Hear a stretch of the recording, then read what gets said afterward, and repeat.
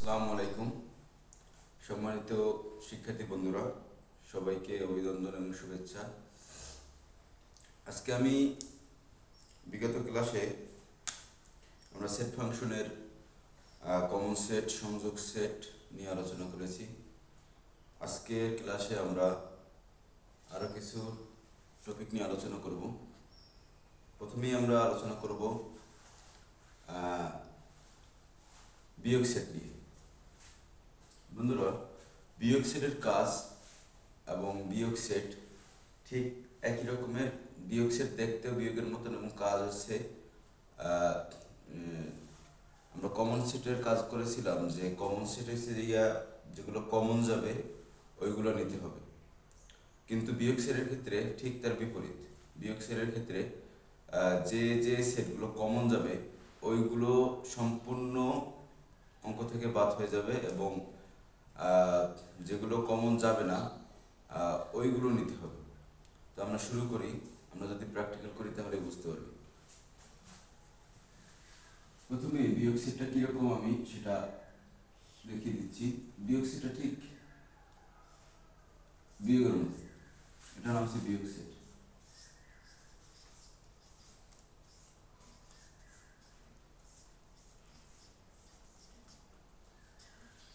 বিয়োগ set. So বিয়োগ সেটের কাজটা যদি আমরা করি, আমি একটা মান দিই, a is equal to 1 2 3, b is equal to 2 3 4। আমরা যদি করি a বিয়োগ b, তাহলে ফার্স্ট অফ অল এর মান বসাবো 1 2 3 বিয়োগ বির মান 2 3 4। এবার বিয়োগের কাজটা কি বন্ধুরা? আমি আগেই বলেছি যে বিয়োগের কাজ হলো যেগুলো কমন যাবে ওইগুলো বাদ। এবং আরও একটা জিনিস মনে রাখতে হবে, সেটা হলো এই পাশের সবগুলো কমন আনকমন সব বাদ, আর এই পাশ দিয়ে শুধু কমনগুলো বাদ, এবং এই পাশে যেগুলো আনকমন থাকবে ওইগুলোই হচ্ছে উত্তর। আমি আবারও বলছি যে এই পাশেরটা কমন আনকমন সব বাদ এবং এই পাশে শুধু কমনগুলো বাদ, আনকমনগুলো আনসার হবে। তাহলে এখানে আমরা কি পাই? এখানে 2 আর 3, এই 2 3 কমন যায়, এই 2 এই 2 এই 3 এই 3, বাকি থাকে এই পাশে 1 এই পাশে 4। তাহলে প্রশ্ন হতে পারে যে উত্তর যেহেতু আনকমনগুলো হবে তাহলে 1 এবং 4 এই দুটোই উত্তর হতে পারে, কিন্তু না, এই পাশে তো সবই বাদ হয়ে যাবে। সেজন্য এই পাশে শুধু 1 হচ্ছে অ্যান্সার, যে 1 হচ্ছে অ্যান্সার। একদমই সহজ বন্ধুরা, বুঝতে পেরেছো? আমি আবারও বলছি যে বিয়োগ সেটের কাজ হলো যেগুলো কমন যাবে এগুলো সম্পূর্ণই সব কিছু বাদ হয়ে যাবে, আর যেগুলো আনকমন সেগুলো উত্তর হবে, বাট ওই পাশেটা সবই বাদ। এটা হচ্ছে বিয়োগ সেটের কাজ। এবং বিয়োগ সেট এবং বাদ সেট একই কাজ। বাদ সেটটাকে এবার প্রকাশ করা হয়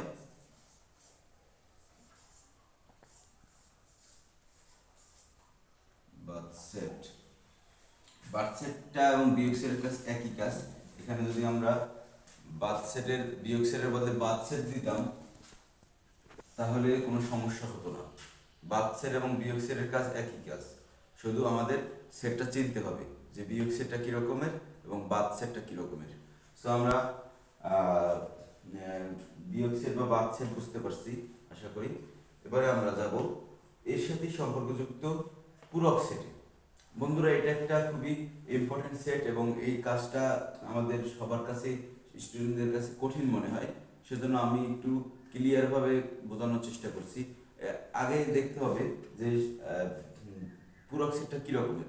পূরক সেটকে প্রকাশ করার ক্ষেত্রে আমরা যদি বলি এ পূরক, তাহলে এটা হচ্ছে কি বলবে, পাওয়ার সির মতন বোঝায়, বাট না, এটা পাওয়ার সি না, এটা হচ্ছে এ পূরক। এটাকে আরো একভাবে প্রকাশ করা যায়, সেটা হলো এ, এভাবে প্রকাশ করা যায়, এভাবে প্রকাশ করা যায়। তাহলে এটাকে যদি প্রকাশ করতে হয় তাহলে এর পূরক মানই হলো সার্বিক সেট বিয়োগ এ। তাহলে এখানে সার্বিক সেটটা কি? এটার নাম হচ্ছে সার্বিক সেট। বন্ধুরা মনে রাখতে হবে সার্বিক সেট, এটার নাম হচ্ছে সার্বিক সেট।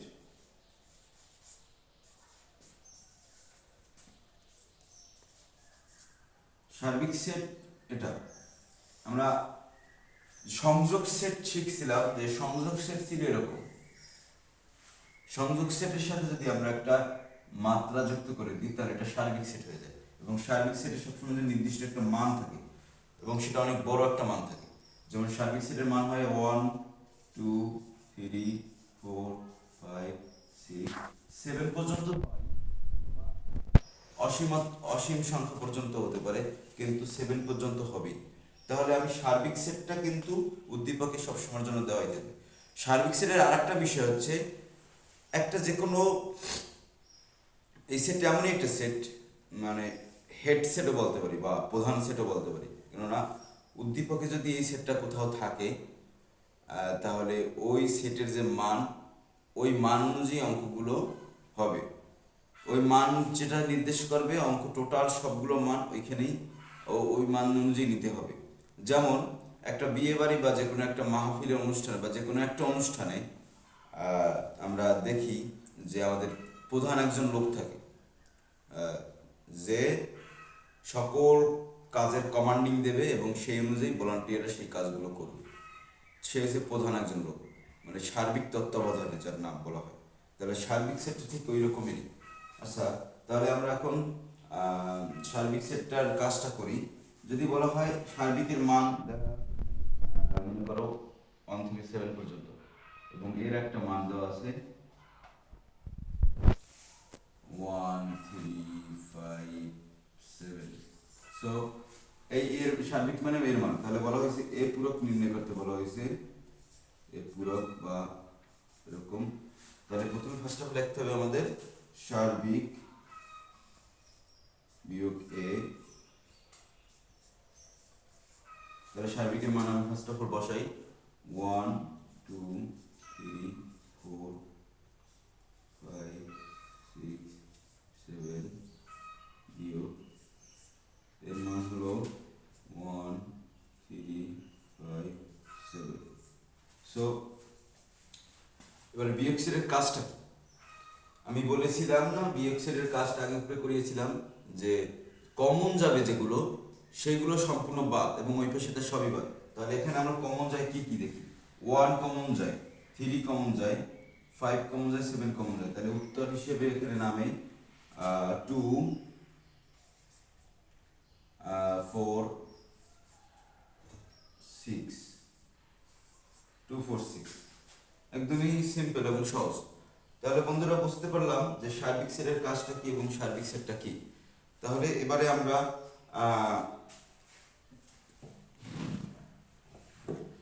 নতুন আরেকটা সেটের কাজ শুরু করি।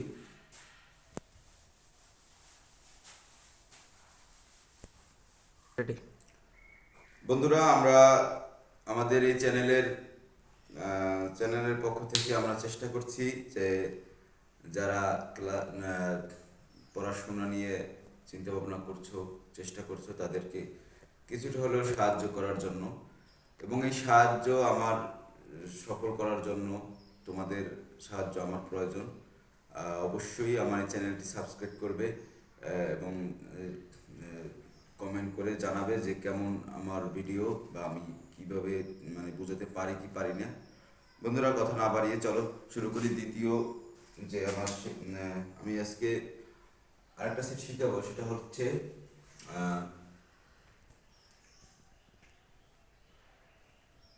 উপসেট, পাওয়ার অফ সেট বা উপসেট। উপসেট কিভাবে শেখা হয়? উপসেট আছে 2 সংখ্যার আছে এবং 3 সংখ্যারও আছে, 4 সংখ্যারও আছে। সেটা আমরা ফার্স্ট অফ অল যদি বলা হয় কোনো সেটকে, উপসেটকে কীভাবে প্রকাশ করা হয়, এবং অথবা পাওয়ার অফ সেটও বলা হয় এটাকে। যদি এরকম কোনো সেট থাকে পি অফ এ, এটা দ্বারা বোঝায় পাওয়ার অফ সেট, এর দ্বারা বোঝায় পাওয়ার।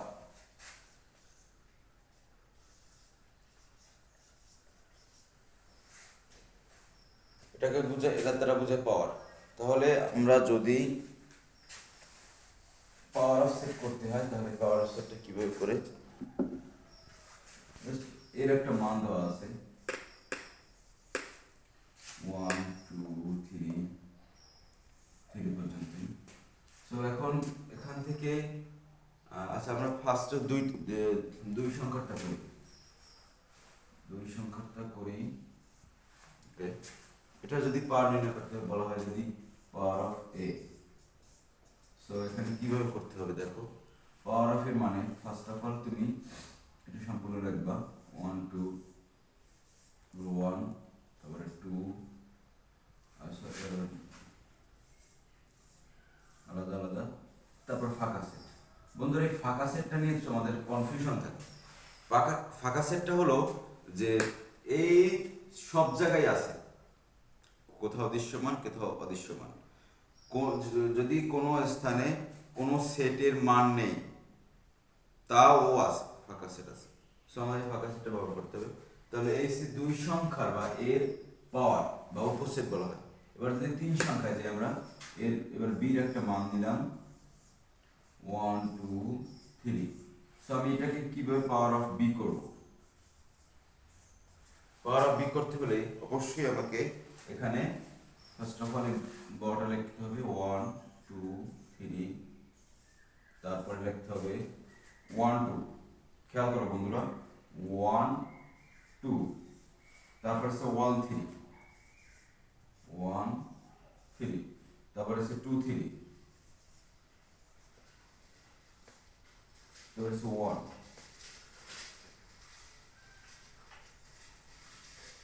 তারপরে হচ্ছে 2, তারপরে হচ্ছে আলাদা 3, তারপরে হচ্ছে ফাঁকা সেট। বন্ধুরা দেখতে পাচ্ছ যে এখানে 1 2 3 একবারে ফার্স্ট অফ সবগুলো লেখা হয়েছে, তারপরে 1 2, তারপরে 1 3, তারপর 2 3, তারপরে 1, তারপর 2, তারপর 3, তারপর ফাঁকা সেট। এটা হচ্ছে তিন সংখ্যার পাওয়ার। এবার আমরা চার সংখ্যার পাওয়ার শিখব। যদি কোনো সেটের মান চারটা থাকে কিভাবে পাওয়ার নির্ণয় করতে হয়, 1 2 3 4। এটা যদি বলা হয় পাওয়ার অফ এ নির্ণয় করতে হবে, পাওয়ার অফ এ নির্ণয় করতে হবে। এখানে আমি first of all power of A লিখি।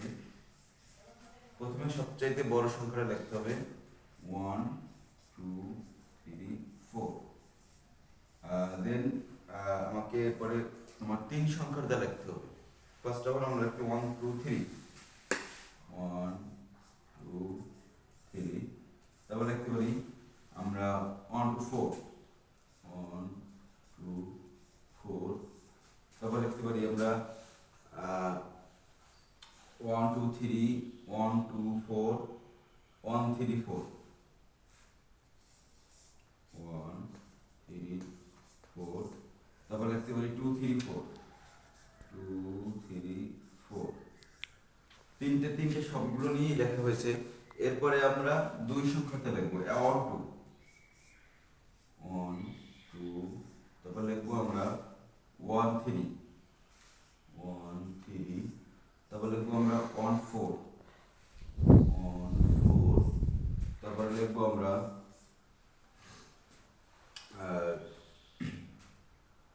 1 2 লিখেছি, 1 3 লিখছি, 1 4 লিখছি, এবার 2 3 2 3, এবারে লিখবো আমরা 2 4, তারপর লিখবো আমরা 3 4, তারপর লিখবো আমরা 1, তারপর লিখবো আমরা 2, তারপর লিখবো আমরা 3, তারপর লিখবো আমরা 4, তারপরে আমার ফাঁকা সেট।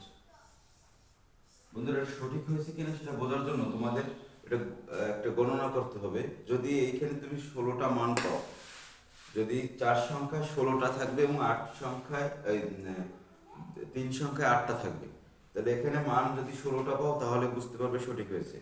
যেমন আমরা গণনা করি 1 2 3 4 5 6 7 8 9 10 11 12 13 14 15 16। ফাঁকা সেট নিয়ে 16টা হবে, তাহলে এটা সম্পূর্ণ ঠিক আছে। তাহলে আশা করি বন্ধুরা তোমরা বুঝতে পেরেছো।